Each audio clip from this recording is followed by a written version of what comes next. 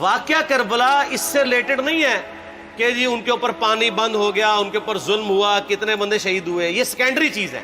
اصل چیز ہے کربلا ہوئی کیوں نبی علیہ السلام کی محنت کو 50 سال کے اندر اس لیول تک پہنچا دیا گیا کہ ہزاروں صحابہ زندہ ہیں اور نبی صلی اللہ علیہ وآلہ وسلم کی پوری اولاد ذبح کر دی جاتی ہے.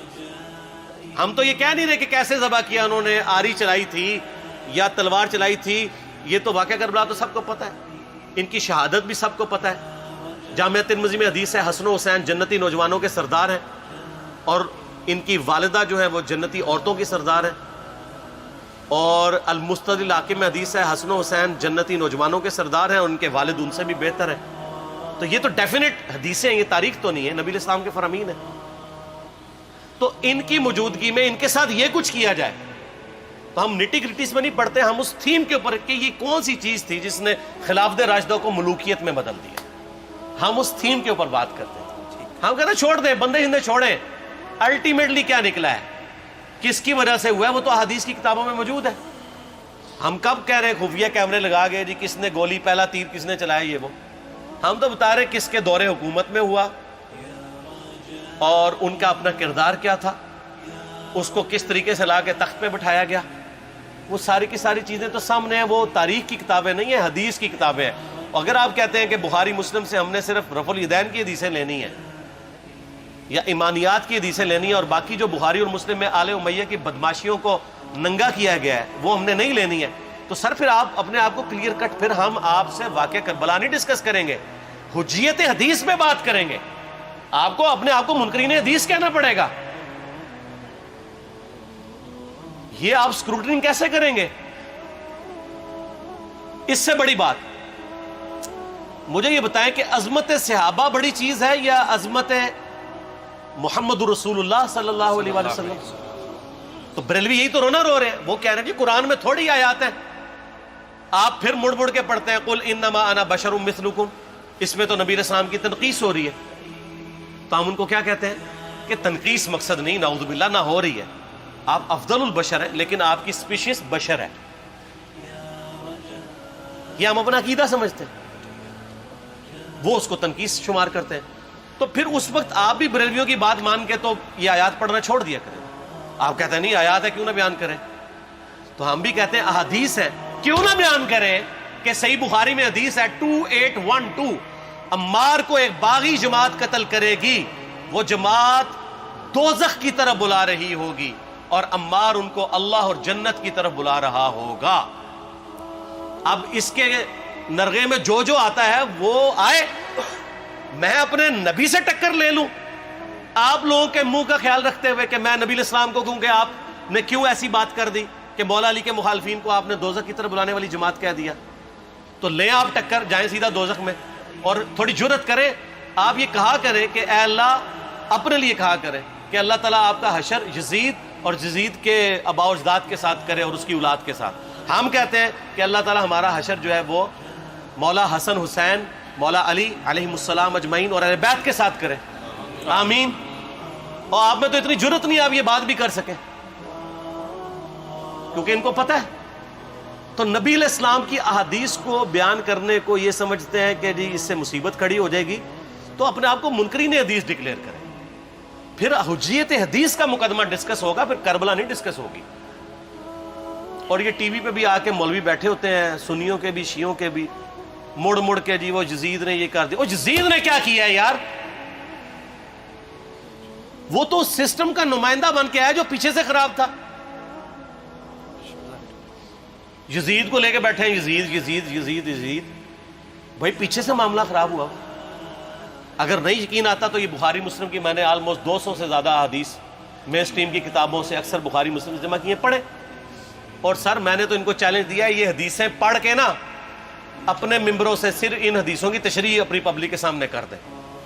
نہیں کر سکتے تو وہ لعنت کے مستحق تو ہو رہے ہیں حق چھپا کے، اور قیامت دن کے منہ پہ لگام ڈالیے. اور پھر مڑ مڑ کے کہتے ہیں نہیں جی وہ کچھ چیزیں خاص ہوتی ہیں وہ عوام الناس کے سامنے نہیں کرنی چاہیے. وہ صحابہ کرام بھی بعض اوقات ایسی باتیں پبلکلی نہیں کرتے تھے.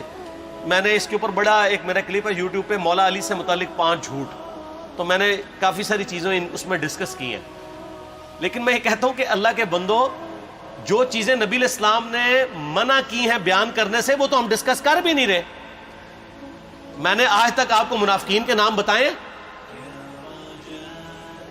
آپ نے حذیفہ ابن یمان کو بتایا تھے نا آپ صلی اللہ علیہ وآلہ وسلم نے, صحیح بخاری میں آتا ہے. تو میں نے آپ کو بتایا, آپ رازدار رسول تھے, وہ ختم ہوگی بات. میں نے کبھی ڈسکس کی ہے؟ اگرچہ میں نے صحیح مسلم کی حدیث 7035 نمبر ڈسکس کی ہے کہ نبی علیہ السلام نے فرمایا میرے صحابہ میں 12 منافق ہیں, وہ کبھی بھی جنت میں داخل نہیں ہوں گے یہاں تک کہ سوئی کی ناکے سے اونٹ نہ گزر جائے, اور ان میں سے 8 ایسا ہے جس کی کمر پہ دوبیلا پھوڑا نکلے گا. میں نے آج تک آپ کو بتایا کہ کس کس کی کمر پہ دوبیلا پھوڑا نکلا اور اس کی موت اسی پھوڑے میں ہوئی ہے, بتایا؟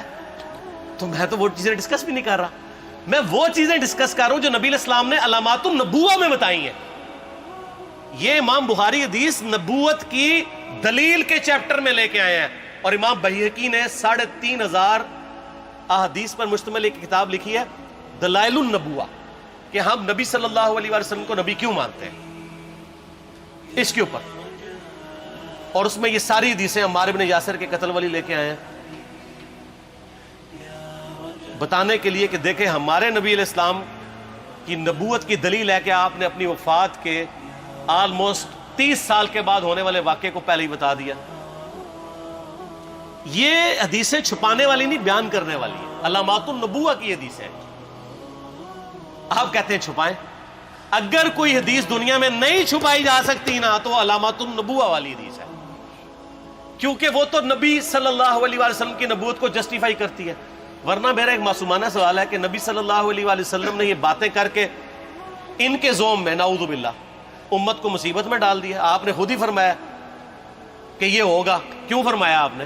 میں تو بیان کر کے مجرم ہوں, تو جس نے مجھے خبر دی ہے ان کے بارے میں آپ کا کیا خیال ہے؟ یہ مسند احمد کی حدیث یہ میں نے گھر بیٹھ کے بنائی ہے کہ میری بیوی کا کیا حال ہوگا جس پہ خوف کے کتے بھونکیں گے.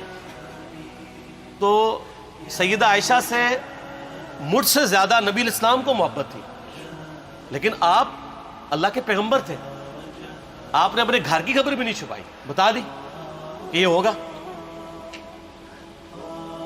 اور اس سے بڑھ کے آپ صحیح بخاری میں دیکھیں عمار ابن یاسر کا خطبہ ہے. میں نے یہ سارا, پریشان نہیں ہونا, یہ ریسرچ پیپر میں سارا کچھ موجود ہے, اور کوئی چیز بھی ایسی نہیں جو اس میں سکپ ہو. صحیح بخاری میں خطبہ ہے کہ عمار ابن یاسر کو مولا علی نے بھیجا کوفے میں. کوفے والے نیوٹرل ہو گئے تھے کیونکہ بصرہ سے سیدہ عائشہ آ رہی تھیں, اور وہاں پہ انہوں نے کہا نہ ہم سیدہ عائشہ کا ساتھ دیں گے نہ مولا علی کا دیں گے. تو عمار ابن یاسر کو تیار کرنے کے لیے, یعنی وہاں کے جو عوام تھی اس قتال کے لیے, مولا علی نے بھیجا. تو سیدنا عمار ابن یاسر نے وہاں پہ کوفے کے منبر پہ خطبہ دیا. بخاری کے الفاظ ہیں, اوپر والی سیڑھی پہ عمار ابن یاسر نے حسن ابن علی کو بٹھایا, حالانکہ حسن ابن علی سے 4 گنا بڑی عمر تھی عمار ابن یاسر کی, 90 پلس ہو چکے ہوئے تھے, 3-4 گنا ان کی عمر تھی, لیکن اہل بیت کا احترام کیا. خود نچلی سیڑھی پہ بیٹھے. بخاری کے الفاظ ہیں کہ اے لوگو اللہ نے تمہیں آزمایا ہے, ایک طرف دنیا اور آخرت میں تمہارے نبی کی بیوی ہے سیدہ عائشہ, دنیا اور آخرت میں, یعنی عزت اپنی جگہ قائم. یہاں لوگ سمجھتے ہیں کسی کی غلطی آ گئی تو پتہ نہیں کیا ہو گیا, وہ یار اس کا مرتبہ اپنی جگہ ہے, غلطی اپنی جگہ ہے, پیغمبر نہیں ہے وہ. اور دوسری طرف علی ابن ابی طالب ہے. اللہ اب دیکھے گا تم عائشہ کی اطاعت کرتے ہو یا اللہ کی, علی کی نہیں اللہ کی. کیوں؟ یا ایھا الذین آمنوا اطیعوا اللہ و اطیعوا الرسول و اولی الامر منکم. ان کا اولو الامر مولا علی ہیں, ان کی اطاعت واجب ہے. یہ اللہ نے آزمایا ہے کہ اللہ کی اطاعت کرتے ہو یا عائشہ کی. اور آپ حیران ہوں گے, یہ حدیث امام بخاری حضرت عائشہ کی فضیلت والے چیپٹر میں لے کے آئے ہیں. اگر امام بخاری مشورہ کر لیتے نا ناسبیوں سے تو انہوں نے کہا تھا سر آخری صحیح رکھو, پچھلا رہن دو, بلکہ پچھلے والا رکھو آخری والا رہن دو, کہ عائشہ دنیا اور آخرت میں. وہ حدیث گھڑنے کا میں آپ کو طریقہ بتاتا ہوں, کاٹ چھانٹ کرنے کا. وہ آدھی حدیثیں لکھتے ہیں نا, آدھی حدیث ایسے لکھتے ہیں امام بخاری کہ سیدہ عمار ابن یاسر نے خطبے کے دوران فرمایا کہ سیدہ عائشہ دنیا اور آخرت میں تمہارے نبی کی بیوی ہے, بس. لیکن امام بخاری نے پوری حدیث لی ہے, آگے وہ بھی ڈالا ہے کہ اللہ آزما رہا ہے کہ عائشہ کی اطاعت کرتے ہو یا اللہ کی، جیسے آپ کے علماء کر رہے ہیں. صحیح مسلم کی حدیث 6488 آدھی بیان کرتے ہیں سارے مولوی، بریلوی، دیوبندی، اہل حدیث سب. میرے صحابہ کو برا مت کہو، اگر تم میں سے کسی نے احد پہاڑ کے برابر بھی سونا خیرات کر دیا اور میرے صحابہ نے ایک مد یعنی 600 گرام خیرات کی، آدھا کلو، اس کے آدھے کو بھی نہیں پہنچ سکتا بس. حالانکہ یہ مسلم کی حدیث سٹارٹ اس سے ہوتی ہے کہ عبد الرحمن بن عوف کو خالد بن ولید نے گالیاں دی جھگڑے کے دوران، حالانکہ دونوں مسلمان تھے، دونوں صحابی تھے. آپ نے حضرت خالد بن ولید کو بلا کے ڈانٹا، فرمایا تم میرے صحابہ کو برا مت کہو. تو خالد بن ولید نے تو آگے سے نہیں کہا حضور میں بھی صحابی ہوں. ان کو پتا تھا کہ عبد الرحمن بن عوف نے اس وقت اسلام قبول کیا جب اسلام کا مطلب تھا مار، تکلیف اٹھانا، اور خالد بن ولید نے گولڈن پیریڈ میں صلح حدیبیہ کے بعد اسلام قبول کیا. میں اب تم لوگ یہ کر رہے ہو، تم لوگ اگر احد پہاڑ کے برابر بھی سونا خیرات کر دو، یعنی صلح حدیبیہ کے بعد والے لوگ میرے ان کے برابر نہیں ہو سکتے. اور جو فتح مکہ پہ معافی مانگ کے مسلمان ہوئے ہیں طلقاء، مؤلفۃ القلوب آل امیہ، ان کا تو لیول ہی کچھ نہیں ہے. یہاں تو خالد بن ولید کے بارے میں یہ بات کی جا رہی ہے. اور پھر وہ مؤلفۃ القلوب اپنے زمانے میں ممبروں پہ سب و شتم کروائیں سیدنا علی پر. تو سب سے پہلے تو ان کو کہنا چاہیے جن کے بارے میں حدیث تھی کہ تم صحابہ کو گالی مت دینا. ہم نے تو خیر کبھی دی بھی نہیں ہے. اور میں یہ آخری جملہ ان کو ایسا بولتا ہوں کہ جو ان کے دماغ تک ڈرل کر جائے گا کہ آل امیہ نے جو کچھ اپنے دور کے اندر سیدنا علی کی گستاخیاں کی ہیں نا، ہم نے تو ویسی کوئی ایک گستاخی بھی آل امیہ کے بارے میں نہیں کی ہے. میں نے آج تک آل امیہ کے اوپر بائی نیم کسی کے اوپر لعنت کی ہے؟ حالانکہ یہ مولا علی پہ کرتے رہے. یہ ہے لعنتی خود ہو گئے نا، جب مولا علی پہ لعنت کی تو لوٹ آئی. مسند ابی یعلا میں صحیح سند کے ساتھ حدیث موجود ہے، مسند احمد میں بھی موجود ہے کہ سیدنا علی کو جس نے گالی دی اس نے رسول اللہ کو گالی دی صلی اللہ علیہ وسلم. جب ام سلمہ نے کہا تھا، شیخ زبیر صاحب نے اس کو تحکیم میں صحیح لکھا ہوا ہے فوٹ نوٹ کے اوپر، کہ لوگوں تمہارے ممبروں پر رسول اللہ کو گالیاں دی جاتی ہیں، تو انہوں نے کہا معاذ اللہ، ہم کب کہیں گے، ایسا نہیں ہو سکتا. تو ام سلمہ نے کہا تم لوگ علی اور اس سے محبت کرنے والوں پہ گالی گلوچ نہیں کرتے ہو کیا؟ جبکہ میں نبی کی بیوی کہتی ہوں کہ سب سے زیادہ رسول اللہ سے محبت، سیدنا علی سے محبت نبی صلی اللہ علیہ وآلہ وسلم کرتے تھے. لہٰذا جب یہ تم کہتے ہو نا علی پر لعنت، علی سے محبت کرنے والوں پہ لعنت، تو یہ لعنت تو تم نبی علیہ السلام تک لے کے جا رہے ہو نعوذ باللہ، کیونکہ علی سے محبت کرنے والا پہلے نمبر پہ نبی صلی اللہ علیہ وآلہ وسلم ہے.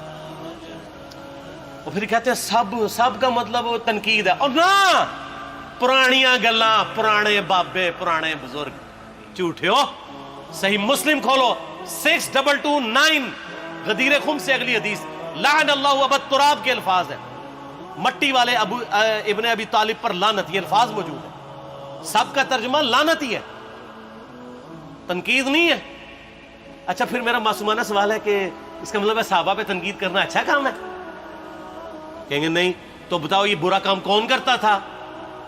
شیعہ کا ابا کون ہے؟ رافضیوں کا ابا کون ہے؟ آل امیہ. تو لہذا شیعہ نو میں کہنا کہ تسی شیخین کے اوپر بکواس اور تبرہ کرنے کی بجائے نا اب لوگوں کو حقائق بتائیں کہ ٹوٹی کمند کہاں. یہ سب مجرمین آل امیہ ہے.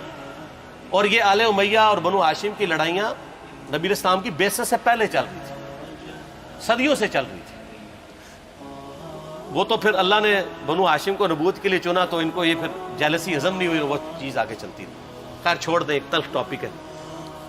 صلاۃ بر محمد و آل محمد، اللہم صلی علی محمد و علی آل محمد.